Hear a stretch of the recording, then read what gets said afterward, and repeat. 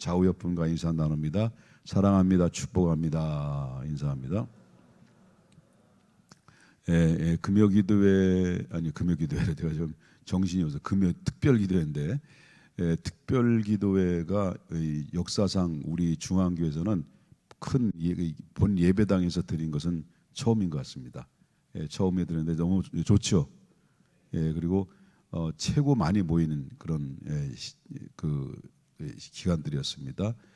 뭐 가면 갈수록 처음에는 옛날에는 많이 모이다가 나중에는 좀 점점 줄어드는데 이번에는 계속 점점 늘어납니다. 그래서 하나님의 은혜 가운데 하나님의 살아계심을 다시 한번 경험하게 돼서 감사했습니다.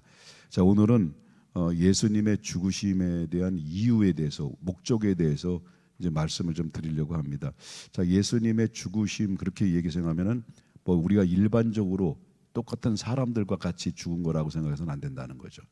예수님 어떤 수명이 다 해가지고 돌아가신 것도 아니고, 그 다음에 뭐 난치병 어떤 병에 의해서 돌아가신 것이 아니라 자신의 무슨 죄가 있어서 그 죄값을 치러가지고 돌아가신 것이 아니다라는 거죠.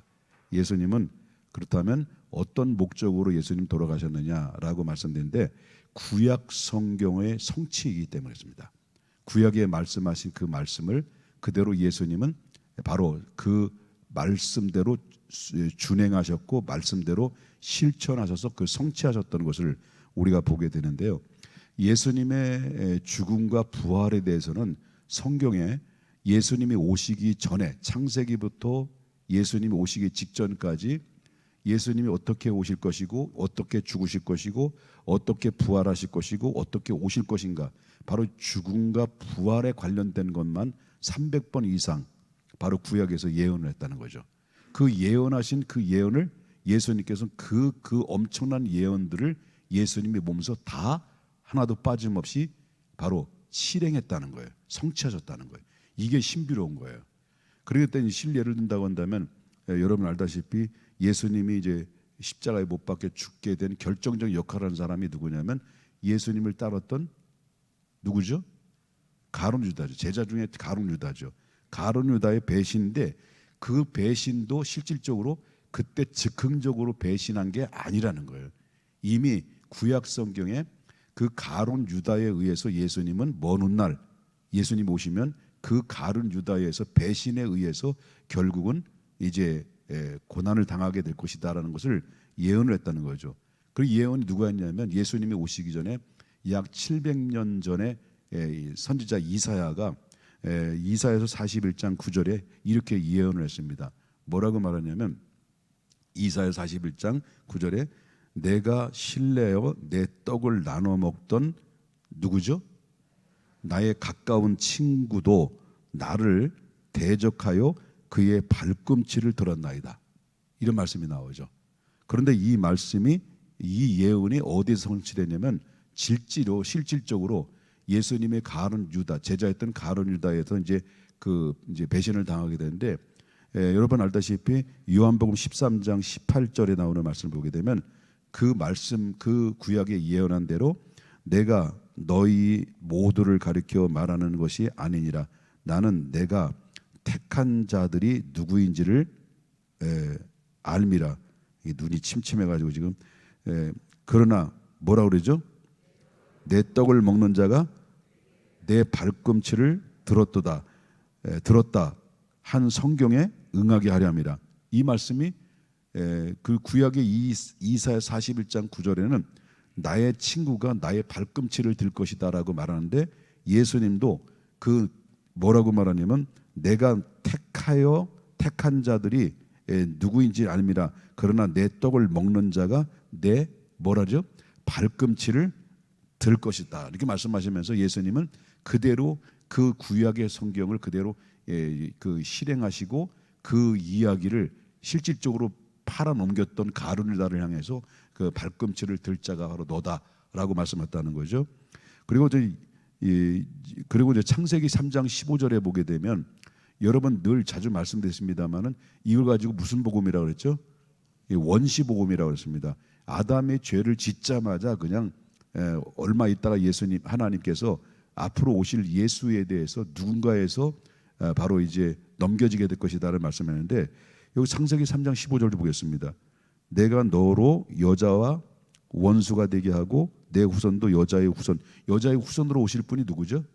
예수죠. 여자의 후손과 원수가 되게 하나니 여자의 후손은 내 머리를 상하게 할 것이요 너는 그의 뭐라 그래요? 또 아까도 뭐라 했죠? 발꿈치 나오죠. 그 여자의 너의 후손이 너는 그의 발꿈치를 상하게 할 것이다라고 말하죠. 이건 뭘 두고 그럽니까? 인류를 위해서 십자가를 두고 얘기하는 거예요. 이미 아담의 죄를 짓자마자 여자의 후손으로 와서 그의 이 악한 마귀는요 예수님을 십자가에 넘겨주겠다는 거예요. 발꿈치를 든다는 거예요. 이 얘기를 하는 거죠. 그렇다면 가룟 유다는 누구였는가? 예수님 발꿈치를 분 자다 이렇게 얘기했습니다. 물었다는 거예요. 이 마귀라고 하는 거죠. 그래서 가룟 유다는 처음부터 마귀였다는 거예요. 어떤 의도적인 거다는 하나님의 역사 속에서. 그래서 여러분 누가복음 22장 3절에 보니까 뭐라고 그래요? 12 중에 하나인 가롯이라 부르는 유다에게 뭐가 들어갔다는 거죠? 사탄이 들어갔다라고 이렇게 합니다. 그래서 이 예수님께서는 십자가에 못 박혀 들어가시는데 결정적인 역할을 한 자가 바로 예수님의 채찍근이었던 제자였던 가룟 유다에 의해서 발꿈치를 물게 될 것이라는 것을 구약의 성경의 말씀을 예언한 대로 그대로 가룟 유다가 왔고, 가룟 유다에서 배신해서 성경대로 예수님은 십자가에 넘겨주게 되는 사건은 우연이 아니라 이미 성경의 말씀대로 예수님은 신약에 와서 그 몸소 실천했던 그 성취의 사건이다라는 것을 볼 수가 있다라고 하는 거예요. 믿으시면 아멘 하십시다. 그다음에 예수님의 고난과 모욕에 대한 예언도 또 있었습니다. 이제 배신을 당하는 것을 예언됐지만 이제 배신당하고 나서 체포를 당하시고 그 이후에 어떤 고난과 순환을 당할 것인가에 대해서 구약에는 이렇게 또 이야기합니다. 예수님이 오시기 전에 약 700년 전에 이사야는 이렇게 얘기했는데, 이사야서 50장 6절인데요. 뭐라고 말하냐면 나는 때리는 자들에게 내 등을 어떻게 했다는 거예요? 맡기며 내 수염을 뽑는 자들에게 뭐라고 그러는 거죠? 나의 뺨을 맡기며 모욕과 침뱉음을 당하여도 뭐라죠? 내 얼굴을 가리지 아니하였도다. 이 말씀이 이제 이사야가 예언한 거죠. 예수님 오시기 전에 예수님이 오셔서 체포를 당하실 때 얼마나 수모와 멸시를 당하는 건지에 대해서 예언을 한 사건이라는 것을 이제 보게 된다라고 하는 것이죠. 그래서 여기 보게 되면 이 말씀대로 정말 예수님은 이렇게 된 대로 마가복음 15장 17절에 보니까 마태복음 26장 67절에 보니까 그 예수님의 체포를 당했어요. 이사 예언한 대로 체포를 당했는데 예수님의 얼굴에 침을 뱉어요. 예의 더러운 인간아 하면서 예수님에 대해서 네가 그리스도냐, 네가 유대인이 왕이냐 하면서 예수님을 향해서 침을 뱉고 주먹으로 막 얼굴을 치고 어떤 사람은 손바닥으로 막 때리기도 하고, 이것들이 바로 뭐냐면 여기 이제 이사야서 50장 6절에 예언한 대로 나의 뺨을 맡기고 내 얼굴을 가리고 내 수염을 다 잡고 내 등짝을 때리고 이런 일이 돼서 예수님이 고스란히 구약에 예언한 대로 그대로 수모를 당하셨던 것을 보게 됩니다. 이것도 예언, 예수님은 성취. 다시 얘기할게요. 구약의 예언, 예수님은 성취. 그대로 이루어지는 사건이라는 것을 보게 된다는 거죠. 또 이제 예수님은 십자가상에서 또 이제 얘기합니다. 아까 말했지만 저 물어보겠습니다. 예수님 누군가에서 배신당할 거를 구약의 이사야는 예언한 대로 신약에서 누가 배신했어요?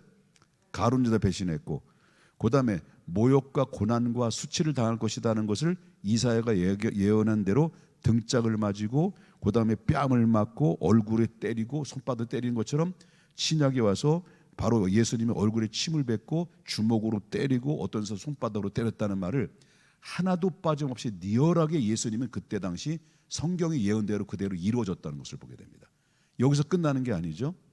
바로 예수님이 십자가상에 못 박혀 들어올 때 혼자 들어가셨을까요? 십자가에 못 박힌 자들이 몇 명이 또 있죠? 양쪽에 두 편의 강도들이 있었다는 거죠. 이것도 두 편의 강도가 있을 거라는 것을 바로 성경에서는 그대로 예언했다는 거죠. 이사야는 뭐라고 말하냐면 이사야서 53장 12절에 보겠습니다. 이제 보게 되면 그 중반절에 보겠습니다. 그가 자기 영혼을 뭐라죠? 버려서 사망에 이르게 하며 범죄자 중 하나로 헤아림을 받았음이니라. 그러나 그가 많은 사람의 죄를 담당하며 범죄자를 위하여 기도하였느니라 라고 말씀을 하는데, 여기에서 보면은 이 범죄자가 그 예수님이 십자가에서 양편에 강도들이 같이 죽었잖아요. 그런데 한 편은 헤아림을 받았다는 거 안 받았다는 거예요. 이해되세요? 그러니까 이 구약의 이사야 선지자는 예수님이 십자가에 못 박혀 죽을 때 두 강도가 함께 못 박혀 죽게 될 것이라고 예언하는데 한 사람, 그 중에 한 사람이 어디 된 거죠? 헤아림을 받게 될 것이다, 구원을 받게 된다는 것을 바로 예언한 거예요. 그런데 정말 마가복음에 와서 정말 두 강도가 같이 옆에서 십자가에 달린 거예요. 그럴 때 바로 십자가에, 여기서 읽어드리겠습니다. 마가복음 15장 27절에 강도 둘이 예수와 함께 십자가에 못 박으니 하나는 우편에 하나는 좌편에니라. 근데 한편에 다른 공간 보고 배우면은 그 십자가상에서 한 사람은 예수님을 뭐라 그래요? 네가 그리스도냐? 그리스도라면 너와 우리를 구원하라 라고 조롱했단 말이에요, 십자가상에서. 근데 한편의 강도는 뭐래요? 그런 소리 하지 마라. 우리들은 죄를 졌기 때문에 마땅히 죽어야 마땅한 죄인들인데 바로 이분은 죄가 없는 분이다 라고 하면서 한편의 강도가 뭐라고 말해요? 주여 당신의 나라에 임할 때 나를 기억해달라고 그 예수를 영접해요, 십자가상에서. 그럴 때 예수님이 뭐라 하십니까? 오늘 너와 내가 함께 어디 있다는 거예요? 낙원에 있을 것이다 라고 말해요. 이게 헤아림이에요. 여러분이 이 700년 전에 이사야가 한 사람의 한편의 강도는 헤아림을 받게 될 것이다, 이 구원함을 받을 것이다 라는 예언한 대로 정말 예수님은 십자가상에서 두 강도가 죽었을 때 죽기 전에 한편의 강도가 회개해서 예수님 영접함으로 말미암아 구원, 헤아림을 받는 놀라운 기적의 역사들이 그 현장에서 이루어졌다는 것을 보게 된다는 거죠.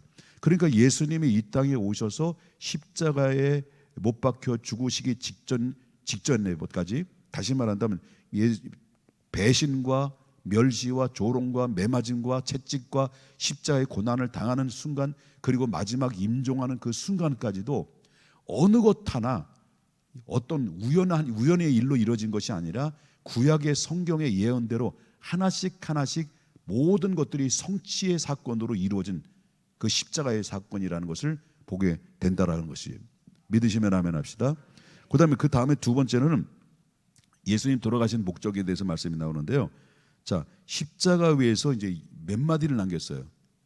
7마디를 남겼어요. 십자가 달렸어요. 십자가상에서 달렸을 때 7마디를 남겼는데, 첫 번째 예수님이 기도했던 기도의 내용은 사제의 기도예요.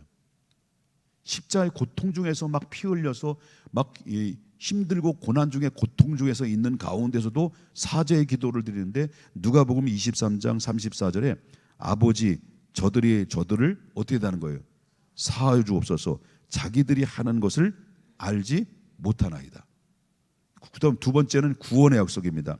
누가복음 23장 43절에 오늘 내가 나와 함께 어디에요? 낙원에 있으리라. 한편의 강도를 향해서, 아까도 말했지만 강도를 향해서, 당신도 고통당하고 있는데 한편의 강도가 향해서 끝까지 회개하는 자를 구원하는 그 예수님의 그 사랑을 엿볼 수가 있습니다. 그 다음에 이제 세 번째는 효도에 대한 사랑입니다. 여러분 요한복음 19장 26절부터 27절에 여자여 보소서, 옆에 있는 요한을 향해서 당신의 아들입니다라고, 바로 이 요한이 앞으로 당신을 책임질 것입니다라고 하는 거죠. 그 다음에 보라, 요한에게 뭡니까? 보라, 이 여자가 너의 어머니다. 예수님의 육체의 어머님 마리아를 바로 끝까지 십자상에서도 돌보시는 그 예수님의 모습을 볼 수가 있다라는 거죠. 요즘 뭐 고려장들, 현대판 고려장들이 많이 있잖아요. 조심하세요, 여러분들. 시대가 너무 악한 시대이기 때문에 조심하셔야 됩니다. 그다음에 대속의 기도입니다. 대속의 고통이죠. 너무너무 고통스러운 거죠. 그래서 예수님은 십자가상의 7마디 중에서 이제 마태복음 27장 46절에 엘리 엘리 라마 사막다니, 나의 하나님 어찌하여 나를 버리시나이까라고 예수님께서는 그 고통 중에 최고의 고조에 오르실 때 그 기도를 하셨다라는 거죠. 이거는 제 해석입니다만은 왜 나를 버리셨습니까라는 이 기도는 원망의 기도가 아니라 하나님이 인간을 구원하기 위해서 자신을 버려서까지도 이렇게 사랑했던 것인가라는 것입니다. 이렇게 사랑했던 것인가? 맞습니다. 하나님은 당신이 이 직접 본체시나 동등된 것을 취할 것으로 여기지 않았다는 거예요. 예수님은 하나님과 똑같은 신분인데 그 위치에 내려오셔서 바로 우리 인간을 구원하고자 하는 아버지 하나님의 사랑을 당신의 몸으로 죽기까지 복종하심으로 말미암아 십자가상에서 올라와서 최고의 고조의 아픔을 겪으실 때 엘리 엘리 라마 사박다니, 하나님 하나님 나의 하나님 나를 어찌하여 버리시나이까, 이렇게 나를 버려서라도 이렇게 하나님의 사랑, 이렇게 인간을 구원하고자 하는 하나님의 사랑에 대해서 고백되어지고 이렇게 말씀하시는 그 내용 속에서 있다라는 거죠. 예수님의 고난은 예수님의 최고의 버리심을 받은 까닭에 우리는 뭡니까? 우리는 건진받은 사람이 됐다는 것을 믿으셔야 될 줄 믿는 거예요. 그러므로 말하면 예수님은 버리셨지만은 버리시는 대신 우리를 받아들이는 놀라운 역사. 그러니까 여러분, 예수님은 버리셨지만, 하나님이 예수님을 버리셨지만 그 대신 우리를 받아들이는데 그 받아들임이 뭐의 농도가 있습니까? 아버지의 사랑의 농도가 있는 거예요. 그만큼 아버지의 사랑이, 그래 나 한 사람의 구원받기까지는 하나님이, 나는 보잘것없고 연약하고 수없이 넘어지는 인간임에도 불구하고 나를 사랑하되 어떻게 사랑합니까? 지금도 끝까지 여러분들을 사랑하는 이유는 예수님이 여러분들을 값을 집어주시고 그 대신 하나님이 여러분들 사랑으로 받아들이셨기 때문에 그렇다는 거예요. 그 다음에 이제 그리고 나서 이제 엘리라마 사막다니 하면서 그 다음에 다섯 번째 남겼던 인간의 고뇌지요. 그래서 요한복음 19장 28절에 내가 목마르다. 왜? 옆구리에 창에 다 찔려서 피가 다 쏟아져서 이제는 피가 한 방울도 남기지 않을 만큼, 뭐 남았겠습니다만은 남기지 않을 만큼 전부 다 피를 쏟아버리니까 목이 마를 수밖에 없죠. 완전한 예수님은 완전한 세상죄를 지고 하는 어린 양이 되셔서 완전한 희생을 통해서 십자가에 넘겨주셨다는 것을 보게 됩니다. 누가 넘긴 게 아닙니다. 예수님이 스스로 그 자리를 올라가신 겁니다. 왜? 아버지의 뜻을 알으셨기 때문에 그렇다는 거죠. 그래서 마지막에는 바로 뭡니까? 이제 여섯 마디는 속죄의 완성입니다. 19장 요한복음 19장 30절에 마지막에 다 이루었도다라고, 다 이루었도다, 다 이루었도다라고 말합니다. 그러니까 이 데텔레스타이, 이게 무슨 말입니까? 다 이루었다는 것은 아버지 뜻이 하늘에서 정하신 우리 인간을 향한 구원의 계획이 예수님이 순종을 통해서 다 이루어졌다는 것은 이젠 누구든지 저를 믿는 자마다 멸망치 않고 영생을 얻을 수 있는 길이 활짝 열리게 됐다라는 선언이에요. 여러분과 저가 그런 은혜를 받은 거예요. 그리고 마지막 최후의 뭡니까? 영혼의 의탁입니다. 그래서 누가복음 23장 46절에 아버지 내 영혼을 누구에게 부탁한다는 거죠? 아버지에게 부탁한다, 고백합니다. 그리고 나서 예수님은 숨을 거두셨죠. 그리고 3일 동안 무덤에 갇혀 있다가 성경대로 죽은 자 가운데서 다시 살아나는 놀라운 역사가 임하게 됐다. 그래서 여러분 기대하시라 개봉박도 이번 주일날 부활의 기쁨을 맞이하게 될 것입니다. 여러분, 예수님은 십자가상에서 7마디의 외침의 소리가 전부가 바로 무엇 때문입니까? 그 외침의 소리 하나하나가 전부 우리 죄인들이 영원한 형벌에서 사면을 위한 외침의 소리라는 것을 기억해야 됩니다. 그분의 단번에 영원한 속죄로 인해서 우리는 완전한 구원을 이루게 되는 희생의 제물로 돌아가신 것인데요, 우리 이것을 생각할 때마다 저와 여러분은 우리 주님의 은혜를 이번 고난중환을 통해서 기억하고 그리스도의 은혜를 이제 잊어버리고, 그리고 그리스도와 함께 멀어졌다고 한다면 다시 한번 우리의 믿음을 회복하고 기도를 회복하고 하나님과의 유기적인 관계를, 사랑의 관계를 계속해서 영양 공급을 받으면서 그리스도와 마음의 합한 자로서의 삶을 살아가야 될 줄 믿는 거예요. 앞으로 우리 신앙생활은 주님의 기쁘시게 하는 삶으로 이제 살아가는 최선의 삶이 되어야 될 줄 믿고요. 우리가 이렇게 구원받기 위해서 애쓰고 그리고 노력하고 헌신하는 것이 아니죠. 이제는 그리스도가 나를 위해서 희생의 대가를 지불해 줬으니 이제는 우리 차례. 이 땅에 살아가면서 바로 정말 하나님의 지상 명령인, 예수님의 지상 명령인 너는 성령이 임하시면 권능을 받고 예루살렘과 유대와 사마리아와 땅끝까지 이르러 내 증인되라는 그 어명 앞에 우리 중앙교회가, 우리 교회가 정말 하나님이 기뻐하시는 교회로서, 하나님이 기뻐하시는 성도들로서 4대 비전을 분명히 이루는 것은 정말 하나님이 기뻐하시는 일이기에 그 일에 우리 모두가 힘써서 4대 비전을 반전히 이루는 우리 모두가 될 수 있기를 예수님의 이름으로 축원합니다. 거룩하신 하나님 아버지,